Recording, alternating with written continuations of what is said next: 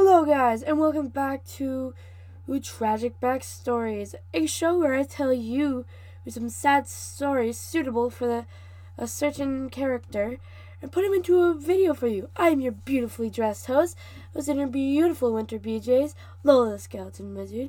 And before we get this story started, I just wanted to remind you that down in the YouTube comments, I'm doing a poll. If you would like Lola to say howdy instead of hey, put a smiley face. If you want her to say hello instead of hey, put a frowny face. And if you want her to keep saying hey, just put a neutral face. And if you don't have an emoji thing, because you might be using a computer or a laptop, a smiley face is a colon and a bracket and a right facing bracket. A frowny face is a colon and a left-facing bracket, and a neutral face is a colon with that weird straight line that nobody knows what to call. So anyways, put your opinions down below, and whatever one wins, well, the intro will change too. Anyways, on with today's video. So today I decided that I'm going to do a video on Holli-berrie, aka Holly. Because for this video, we're just going to call her Holly, because Berry is her last name. Holli-berrie was born to Jackson and Edna Berry. Both of her parents were helping with the war between the fairies and the pixies. So she didn't grow up knowing them too well, but was very attached to her parents. The people who she knew most and were even more attached to were her sisters, Trixie Berry and Valentine Berry.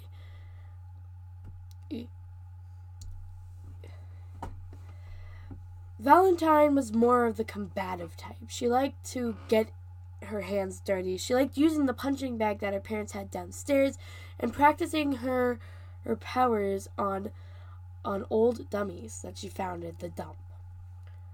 Trixie, however, was more into her books, as well as into watching animes, movies, pretty much an alphas. But she could play pretty good tricks, especially on April Fool's Day. I mean, duh. Valentine was born on February 14th, whereas Trixie was born on October 31st. And of course, Holly, it's kind of obvious when she was born, December 25th. Which is what gave them their powers. Depending on the day that you were born, a fairy could be born with multiple types of powers.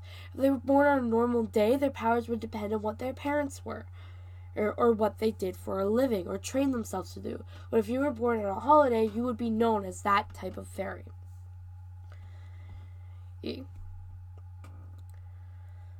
Even if your parents were both bigger fairies, you could be a Valentine's Day fairy, or you could be a Christmas fairy, or even a St. Patrick's Day fairy. I mean, why not?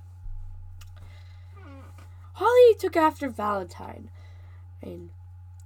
So Valentine decided to ask her if she wanted to cut her hair. With permission from her parents, Holly, of course, said yes, because her hair would always get in the way of her practice. Valentine helped to train Holly into being a fierce warrior. Her powers grew stronger than anyone's that she knew, and she earned her wand before anyone else, the youngest that anyone has in their family. She was only 8.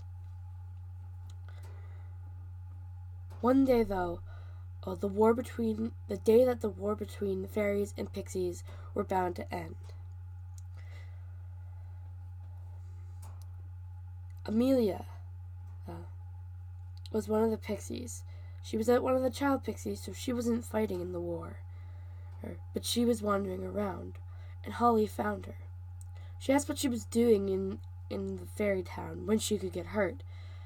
Holly, having a kind heart, didn't even care which side they were on. She said that she was scavenging for food, as her mother was out fighting, and her father had died years before.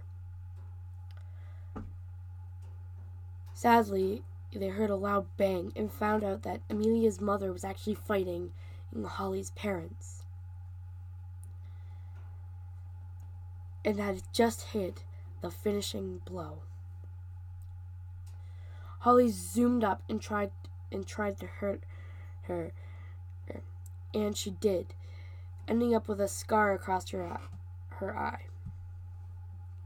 She felt embarrassed about the scar. She had lost. At least that's what she thought it meant. Amelia was now scared of Holly, thinking that she was next. She would be hurt. Holly lost her chance to be friends with her, and then she passed out. When she woke up, she was in a hospital. Well, Valentine and Trixie were right beside her, and the doctor was checking her vitals. Apparently, she had been hurt really bad, but she was okay. The only thing that remains from that now is the scar over her eye, now always covered by her long bangs. And every time Valentine volunteers to cut it, she refuses, saying that it looks much cooler this way anyways. The only time that she's ever put her hair up was during special occasions. And even then, and a lot of times, she avoids eye contact. There is no happy ending to this story. Her story is still continuing, though. She at least found shelter in our big pizzeria type house